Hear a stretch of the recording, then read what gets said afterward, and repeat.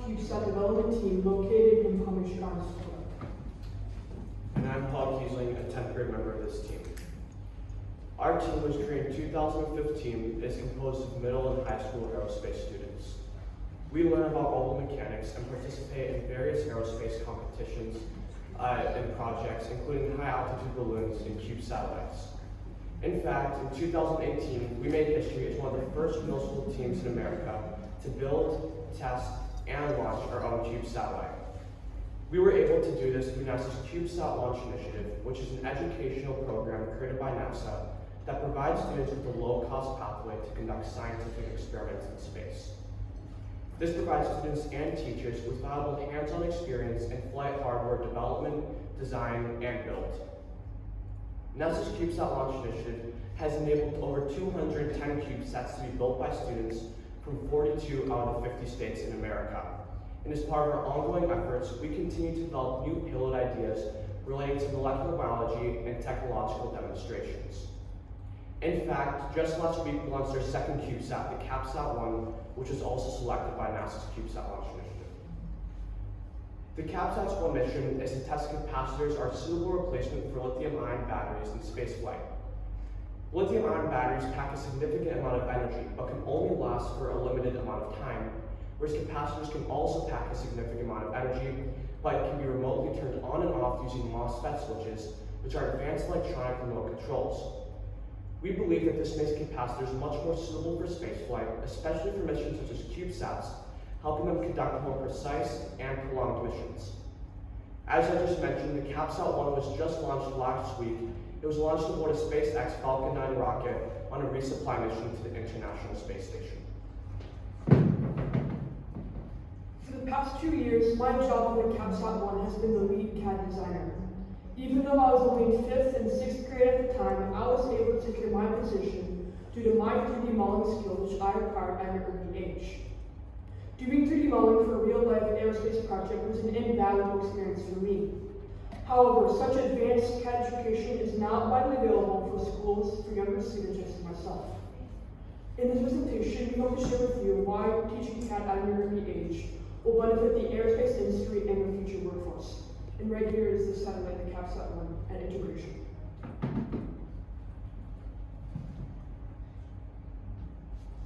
CubeSat programs have become more common in schools and colleges over the recent years due to the hands-on learning experience they provide in space technologies. Building a CubeSat is often a multi-year project that requires a multidisciplinary approach. Computer-aided design, also known as CAD, is an extremely important part of this process from the conceptualization stage to its ultimate launch. Throughout this time, a CAD technician must be able to work with all members of the team in order to visualize their ideas and bring them to life in a 3D software. Students rely on CAD in order to visualize how the payload will look and function. CAD also plays a key role during the building and testing phase, as it allows students to virtually assemble the payload and integrate it into the satellite. Without CAD, the building process can take much longer due to all of the errors that can occur. It is also important that there's consistency in CAD personnel over this multi-year project, and that multiple people are trained in CAD who can work on it over the project lifespan. With that said, the problem is that there are hundreds of CubeSats being built by students all around the world, and more students are becoming interested in aerospace. Yet a proper CAD education is still extremely hard to come by. Not only does this affect students' abilities to work on projects such as these, but it also affects the future of the aerospace industry as a whole. Without the proper training and inspiration, there won't be enough students who are interested enough to pursue this important field of work. The aerospace industry heavily relies on CAD in order for the development of innovative aircraft design and functionality. It takes an enormous amount of human and financial resources in order to put together the aluminum, plastic, glass, and electronics and create a machine that can ultimately fly. The aerospace industry relies on CAD from early stages such as concept sketching and prototyping, to performance and safety testing, to ultimate deployment and beyond. Nowadays, CAD is an essential part of all aerospace and engineering projects by saving manufacturers time and money, reducing the need for multiple prototypes, and increasing the accuracy and fit during the construction of various parts. As software the technologies become more essential to various sectors, more and more jobs are using 3D technologies than ever before. As a result, CAD education is becoming increasingly more important. However, it is not yet widely integrated in the school curriculum. Students who decide to pursue CAD usually learn it at college. But this can be too late as it does not give them enough time to develop their skills as well as apply them in real-life aerospace or engineering projects. For example, a CubeSat project could take 2 or 3 years from start to finish. That means in order for a college student to be a CAD technician on a project like this, they already have to come to college with an advanced CAD experience to start working. This is why teaching CAD at an earlier age would help students apply their skills in projects later in their education, as well as inspire them to pursue it later in their life. Numerous studies have shown that due to lack of prior knowledge of STEM education, students who enter college with the intention to pursue a STEM degree end up changing to a different major. Therefore, to ensure that the aerospace industry has enough qualified CAD workers, it is essential to teach CAD at an earlier age. Teaching CAD can vary at different ages and levels of knowledge, so where should we start? Well, the fundamentals to start having spatial ability. Spatial ability is the ability to visualize, formulate, and manipulate mental images in your mind. Spatial ability helps students learn about shapes, angles, and distances, as well as consider them from multiple points of view.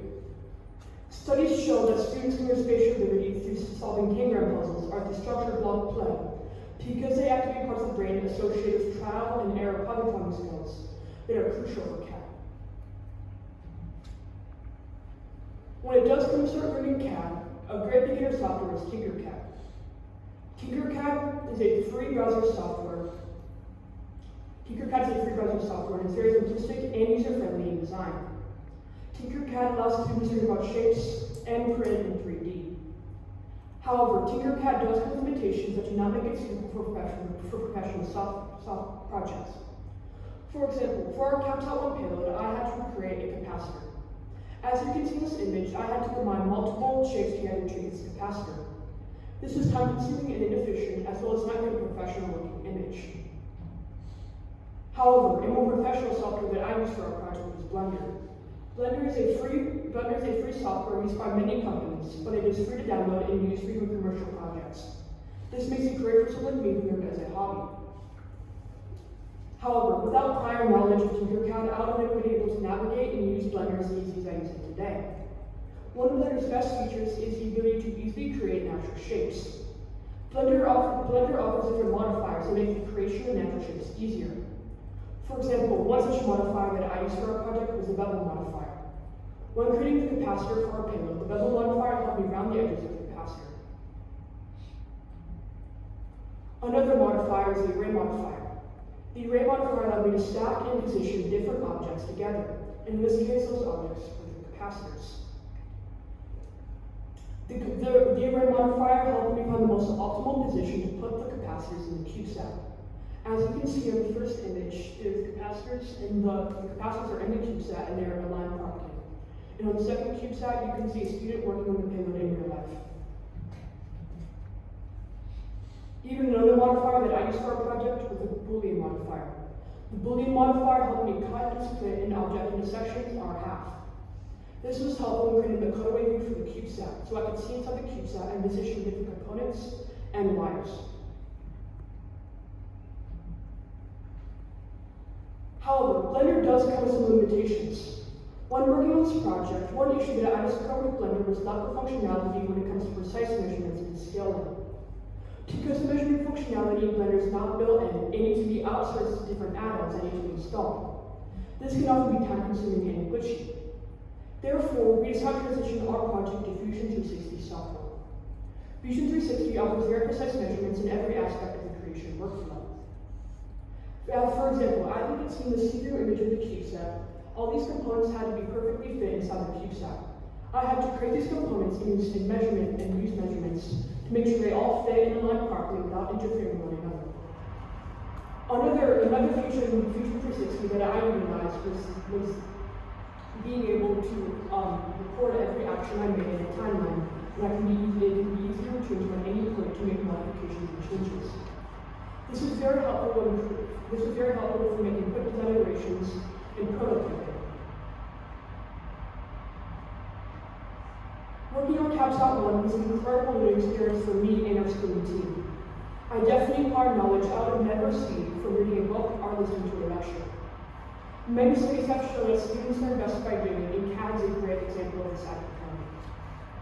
However, in order for CAD to be effective, it must be taught at early years.